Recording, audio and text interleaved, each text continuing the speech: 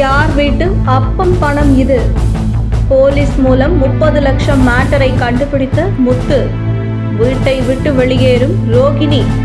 சிறகடிக்க ஆசையில் அடுத்தடுத்து சுவாரஸ்யம். மனோஜை ஏமாற்றிவிட்டு 27 லட்சத்தை ஆட்டைய போட்டுவிட்டு கனடா சென்ற ஜீவாவை கையும் களவுமாக பிடித்து 27 லட்சம் ரூபாய்க்கு 30 லட்சமாக வட்டியுடன் மனோஜும் ரோகிணியும் பெற்றுக்கொள்கிறார்கள். அப்போது காவல் நிலையத்தில் ஜீவாவுக்கு என்ன பிரச்சனை என்றே தெரியாமல் ஜீவாவுக்கு ஆதரவாக கையெழுத்து போடுகிறார் முத்து.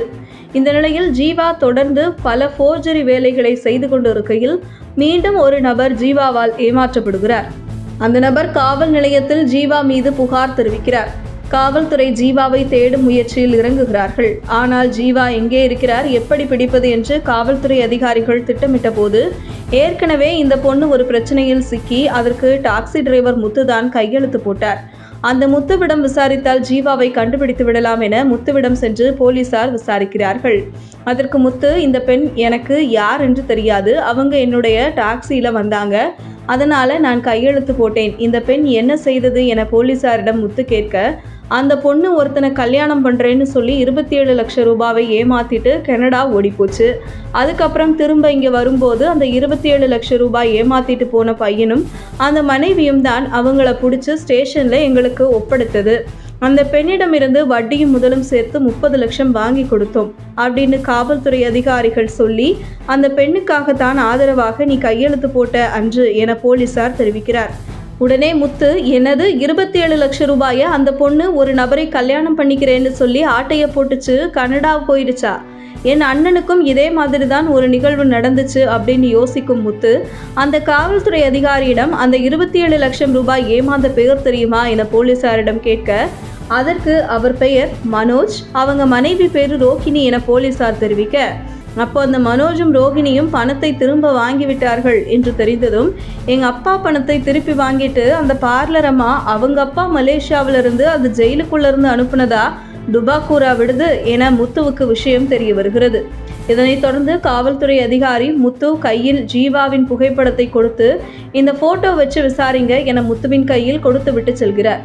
உடனே முத்து வீட்டிற்குள் சென்று ஒட்டுமொத்த குடும்பத்தினரையும் அழைக்கிறார். நம்ம எல்லாத்தையும் ஏமாத்திட்டு இருக்காங்க பார்லர் அம்மா, அப்பா மலேசியாவில் இருந்து பணமே அனுப்பல, இது உங்க பணம் அப்பா, 27 லட்சம் ரூபாய் தூக்கிட்டு கனடாவுக்கு ஓடின பெண்ணிடம் அந்த பணத்தை வட்டியுடன் 30 லட்சமா வாங்கியிருக்காங்க. நம்மளையெல்லாம் ஏமாத்தி பார்லர் அம்மா அப்பா அந்த பணத்தை மலேசியாவிலிருந்து அனுப்பியதா சொல்லி ஏமாத்திட்டு இருக்காங்க என முத்து சொல்ல உடனே எல்லோரும் ஷாக் ஆகிறார்கள். அப்போது மனோஜ் உறைந்து நிற்க, ரோகிணி மட்டும் ஏன் இப்படி அபாண்டமாக பேசுறீங்க, எங்களுடைய வளர்ச்சி உங்களுக்கு பிடிக்கல, அந்த பொறாமையில நீங்க பேசுறீங்க, இதுக்கான ஆதாரம் உன்கிட்ட இருக்கா என ரோகிணி கேட்க, உடனே முத்து ஜீவாவின் புகைப்படத்தை ரோகிணியிடம் காட்ட பேச்சு மூச்சு இல்லாமல் அமைதியாகிறார். அடுத்த சிறிது நேரத்தில் முத்துவை விசாரித்த அதே காவல்துறை அதிகாரி அங்கே மனோஜ் ரோகிணியை தேடி வீட்டிற்கு வருகிறார். அங்கே முத்துவை பார்த்து, என்னப்பா நீ எங்க இங்க என கேட்க, அதற்கு இதுதான் சார் என் வீடு, நீங்க சொன்னீங்களே மனோஜ் ரோகிணி, அந்த மனோஜ் எங்க அண்ணன் தான்.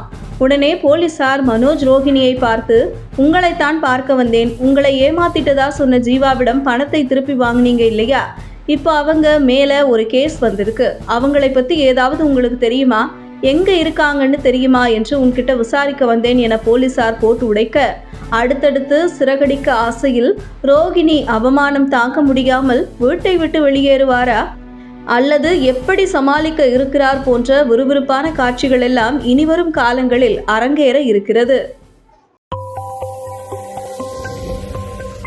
உங்கள் தின சேவல்.